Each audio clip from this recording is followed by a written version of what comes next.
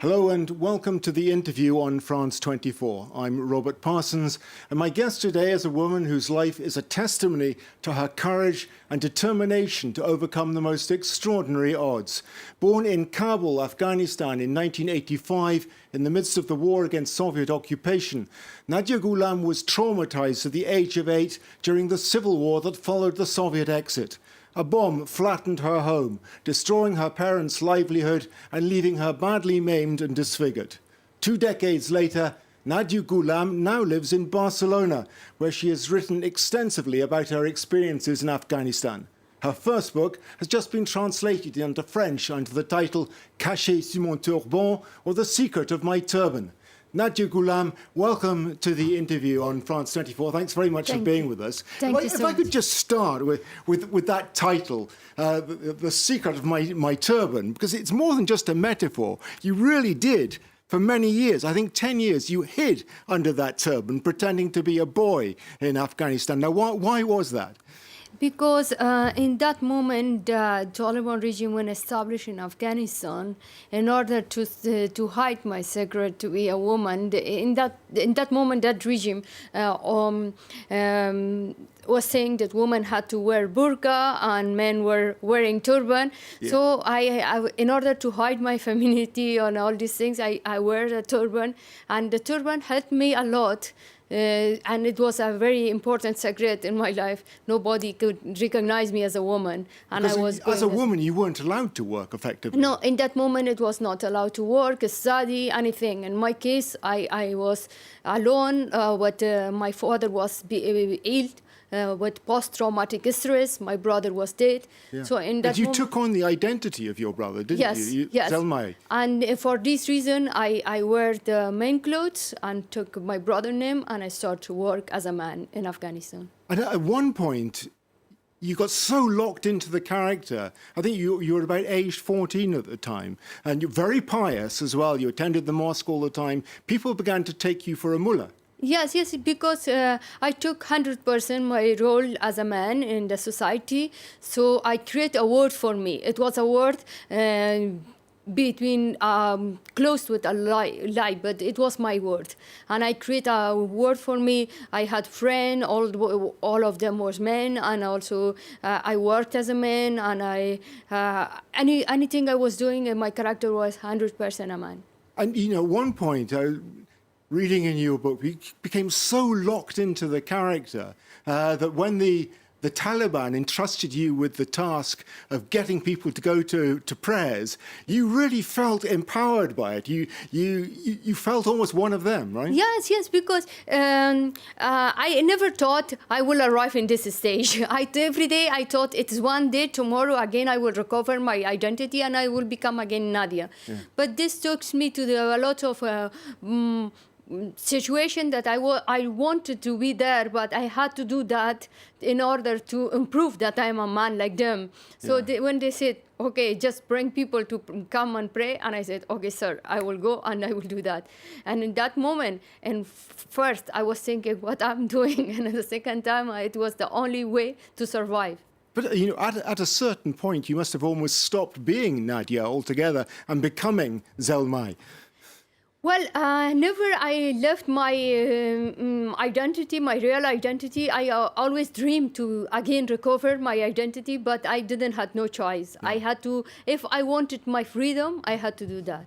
But it must have been terrifying as well, because you knew that if you were ever uncaught, the consequences could be terrible for you. You have to take a decision. Always the decision have their negative and positive points. If I assumed that maybe someday they will discover my secret and they will gonna kill me.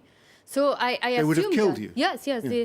And that moment, the punishment of a woman who crossed the role, and it was stunning the woman, and it was a very hard situation.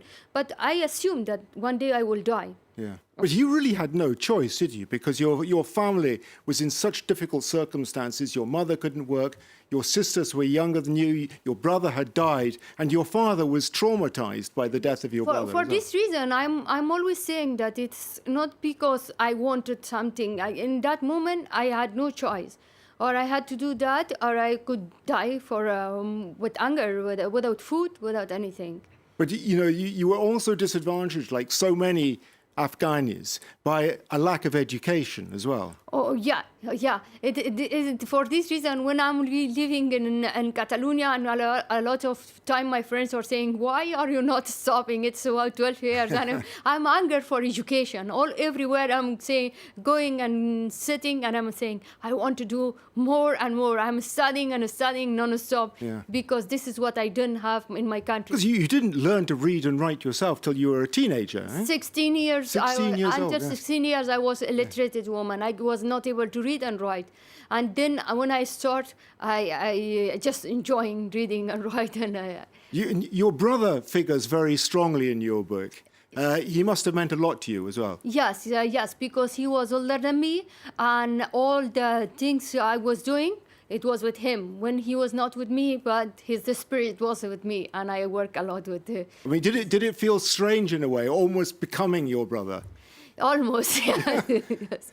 Physically, I am not the same like him. He looks very more strong physically, but mentally we are too close. It was an enormous subterfuge for you. It must have been very difficult psychologically at times because people became very close friends of yours. Yes. And you could never reveal to them what the truth was. Sometime after some of my friends asked me why you didn't explain us the truth, and I couldn't believe in anyone. Because they just thought you were a boy like them. Yeah. I couldn't trust anyone to say the truth. I had to say if I say the truth, one person will explain to another person, then they will find my secret. I had to keep quiet and do the paper that I had to do in that moment. Because the consequences could have been bad for them as well as for you. Yes. It's not only for me. The people who are connected with me, my family, my friends, everyone could go in danger. Yeah. One of the things I sense, although it was obviously a very difficult time for you, you clearly have a lot of nostalgia for Afghanistan, Kabul at that time, the way you write about the countryside, about the smells of the city, the smell of fresh naan bread, for instance. Yeah, it's all because my mother is a very excellent woman, and she, through her tales, Afghan traditional tales, she taught me how beautiful, amazing is my country, Afghanistan. So always when I'm talking about Afghanistan, I'm talking like before the war, and people are saying, no, you burned in the war, so you don't know anything about before that. I'm saying my mother transmit all the amazing things my country had before the war. And yet, astonishingly, here you are now. You live in Barcelona. Your life has been transformed. What did you do? What did you have to do to get out of Afghanistan? It was not something easy. I struggled a lot with a lot of difficulties. It was not easy to come out from Afghanistan. I had to suffer a lot after the Taliban regime. Still, I was in Afghanistan, but a lot of people saying, okay, Taliban regime was 5 years and then they gone. No. For us, it doesn't gone. It is say our Afghanistan war doesn't finish yet. So I had to suffer a lot, but with a lot of difficulties I arrived here. It's not easy to come Europe like this. And what about the day that, because you had terrible facial injuries, you had plastic surgery when you came to Barcelona. What did you feel like the day you came out of the hospital, you knew the plastic surgery had been a success? What were your feelings then? Well, when I arrived to Catalonia, I was not the Nadia you read on my book before. I was so tired with my life. I was psychologically very affected. When doctors were doing plastic surgery with me, I was thinking, I want to die. Why do you want to cure me? I was so tired with the life. But afterwards, when a Catalan family took me to their house, I really, being with them and by their love, I again start to have hope. Before that, I didn't had. When I arrived to Spain, I was not able to work even 2 words about my life. Yeah. I was, if someone was asking me, where are you from? I was crying and hiding myself. I was not able to speak. Wow. So everything changed little by little. And now you are Nadia again. Yes. And how does it feel to be fully a woman again? Fully woman, but all the freedom I wanted. Like, be a woman, but also be able to drive, go by bicycle and everything. Is a little bit of you still Zelmai, though? Well, Zelmai, no, but Nadia recover and discover the freedom. Yeah. So this is something for me very important. But just briefly, because we're coming to the end now, there's talk of peace again in Afghanistan. Peace talks underway between the Americans and Taliban. Are you hopeful?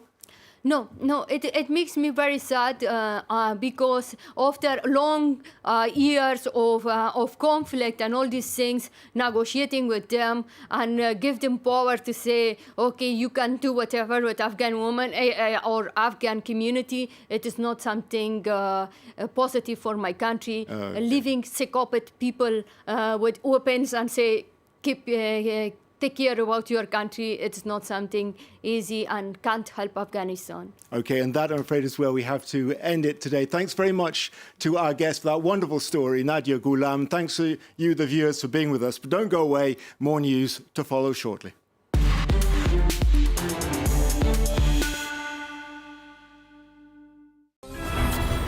Je regarde France 24 parce qu'en tant qu'étudiante en sciences politiques, ça me permet de rester à jour sur les informations dans le monde, sur les conflits, les débats politiques, tout ça. الاختلاف بين فرنسا 24 والقنوات التانية في المحتوى المتنوع وفي التوجه الأقرب للحيادية. I like their coverage, especially with the news and the politics, but also I like the cultural aspect because that, me as a Kenyan, I get to learn a lot about Francophone, Africa, Francophone in general, whether it's in Europe or here, just from France 24. France 24 m'aide à voir une perspective plus complète du monde et à comprendre différentes langues et différentes cultures. France 24, with you everywhere, all the time.